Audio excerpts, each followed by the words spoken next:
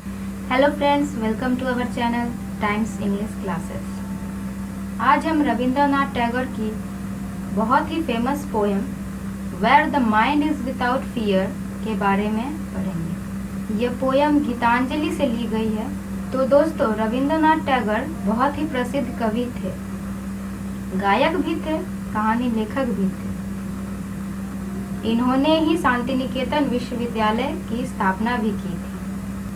जैसे कि हम सबको पता है कि रविंद्रनाथ टैगोर बंगाली थे, वो बंगाल से बिलोंग करते थे। ये बेसिकली बंगाली लैंग्वेज में ही लिखते थे, लेकिन बहुत सी पोयम, स्टोरी या नॉवेल को भी इन्होंने इंग्लिश में भी ट्रांसलेट किए थे, जैसे कि Gitanjali, the crescent moon, the gardener, Gora, the wreck, the post office, the home and the world और बहुत सी है। तो where the mind is without fear Gitanjali से ही ली गई है। यह कविता लगभग तब लिखी गई थी जब हमारा देश भारत अंग्रेजों के शासन काल में था। एक देशभक्त होने के नाते रविंद्रनाथ टैगोर इस कविता में आजाद भारत की कल्पना कर रहे हैं।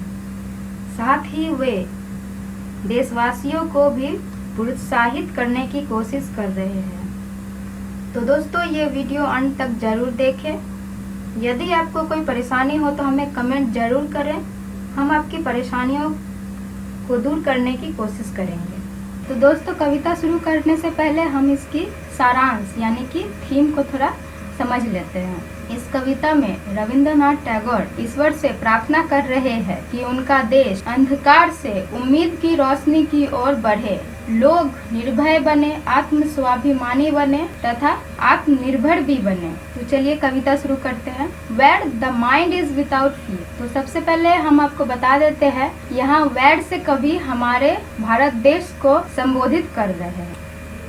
Where the mind is without fear and the head is held high, where knowledge is free। तो कहने का अर्थ है, हमारा देश भारत में आदर्श स्वतंत्रता हो, जिससे लोग निर्भय और आत्मस्वाभिमानी बने, यानी कि देश के लोग बिना डरे और इस देश में लोगों को बिना किसी के डर के, बिना किसी के भय के रहने की आजादी हो। लोग अपने सर आत्मस्वाभिमान के साथ ऊंचा करके रखे। वेयर नॉलेज इज फ्री कहा जा रहा है, जहाँ ज्ञान फ्री हो, यानी कि सुलभ, लोगों में ज्ञान आसानी से पाया जा सके। Where the world has not been broken up into fragments by narrow domestic walls. इस देश में सिर्फ डोमेस्टिक वॉल्स का अर्थ है यहाँ पे जातिवाद, रंग रूप और भाषा से देश को टुकड़ों में बांटना, यानी कि कवि कह रहे हैं कि हमारा देश सिर्फ जातिवाद, रंग रूप और भाषा से टुकड़ों में बंटना नहीं चाहिए।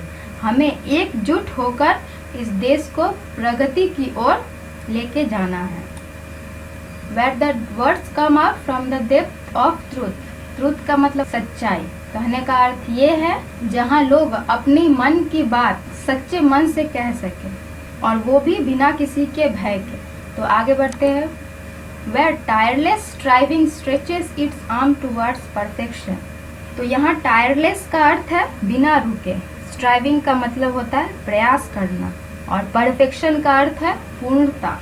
तो कहा जा रहा है, इस देश के लोग मेहनत करके अपने देश को पूर्णता, प्रगति की ऊंचाई तक ले जा सके।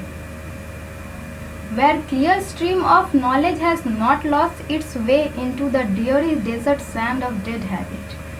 कहने का अर्थ है कि हमें अपने देश को प्रगति की ओर की बढ़ने की समझ है, उसे नदी के भांति साफ रखना है, ना कि निराशपूर्ण भाव की आदत डाल ले लेना है, ताकि हम पूर्णता, प्रगति की ओर अग्रसर हो सके। Where the mind is held forward by thee into ever widening thought and action। यहाँ कवि भारतवासियों को कह रहे हैं कि हमें विचार एवं कार्य में विस्तारता की बहुत ही आवश्यकता है, ताकि देश स्वतंत्र राष्ट्र की आदर्श स्थिति में पहुंचे। इस कविता में ये दो लाइन बहुत ही महत्वपूर्ण है। इस 2 लाइन के माध्यम से कवि हमें सिखा रहे हैं कि सिर्फ भारतवासी ही अपने देश की प्रगति के लिए स्वच्छ मन से कामना कर सकते हैं, यानी कि हमें अपने कार्य में विस्तारता लानी है। चलिए आगे बढ़ते हैं। Into that heaven of freedom, my father, let my country awake। यह इस कविता की अंतिम लाइन है। Into that heaven of freedom, my father, let my country awake। हम अपने देश को स्वर्ग बना सकते हैं अगर लोग अंधकार से प्रकाश की ओर अग्रसर होने की कोशिश करें, क्योंकि केवल राजनीतिक स्वतंत्रता प्राप्त कर लेना ही अंतिम लक्ष्य नहीं हो। लोगों के मन हृदय भी स्वतंत्र होने चाहिए। तो दोस्तों, यहाँ हमारा कविता खत्म होता है। आशा करती हूँ कि आप सभी को समझ में आया हो। अगर मेरा वीडियो आपको यूजफुल लगे तो हमारे चैनल को लाइक, शेयर, कमेंट और सब्सक्राइब करें।